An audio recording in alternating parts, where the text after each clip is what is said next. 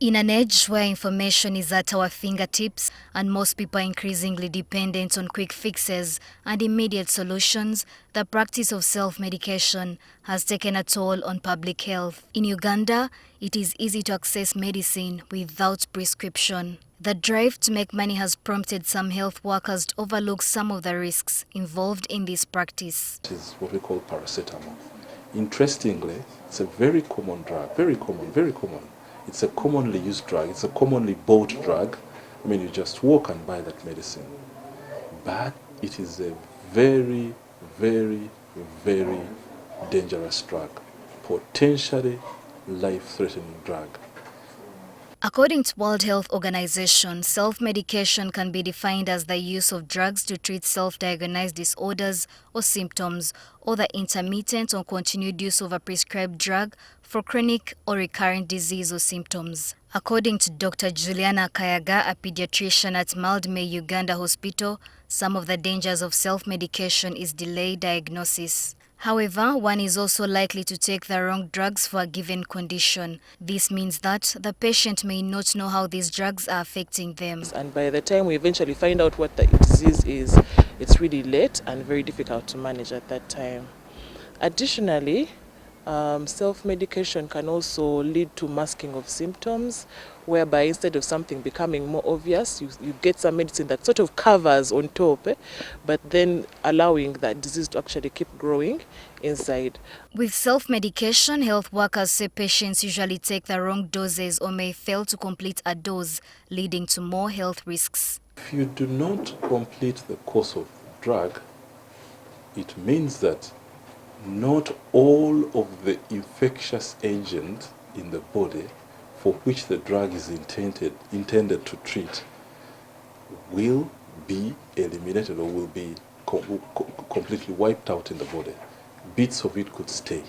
You're going to only have teased out the microorganisms or the bacteria for this case, and eventually what will happen is, because you triggered them, you will actually subject that particular pathogen or that particular bacteria to resistance. Commonly abused drugs include pain relievers and antibiotics, especially for flu and cough. Whereas most coughs and flus are actually caused by viral infections and don't need antibiotics. Antibiotics are very rampantly used.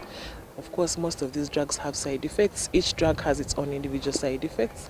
But the biggest effect that we would see an impact would be having antimicrobial resistance, whereby now the bugs or the bacteria in our environment no longer respond to the drugs that we have because they are used all the time and they are misused.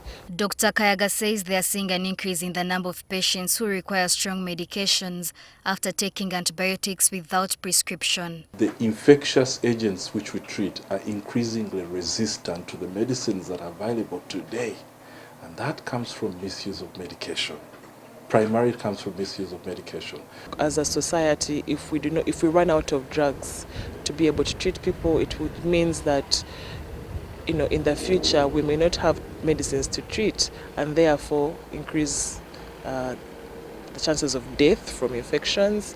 But also the medicines become more and more expensive. Where a person takes medicine without regard of the due conditions under which they should be able to keep the medicine, take the medicine, and to what length they should be able to take the medicine, and for what purpose they should be able to take this medicine. Health experts say one size does not fit all when it comes to health care, and laboratory tests are necessary to determine an illness, as different illnesses may have similar symptoms. Sometimes you're either having throat pain, you think it is, something that needs amoxicillin.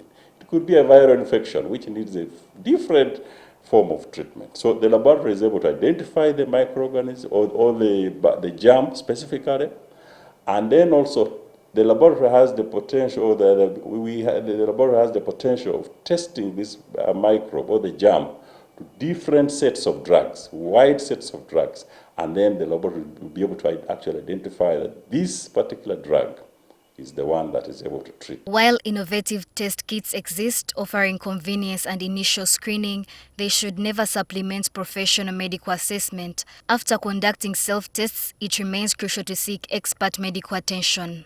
These rapid kits are good for screening, but remember, medical knowledge is something that takes doctors 7 years, 5 years, and then 7 years of internship. So it is not as simple as that. Yes, it helps in screening for you to eventually go for medical attention. When you get the right treatment, then you get quick healing. But if you are picking a drug without laboratory assessment, it means that you may pick a wrong drug, which will not cause quick healing. Health workers say there is a need to regulate outlets as well as medicine sold over the counter, along heightened public awareness campaigns to curb the practice of self-medication. Nobat Atkunda, NTV News.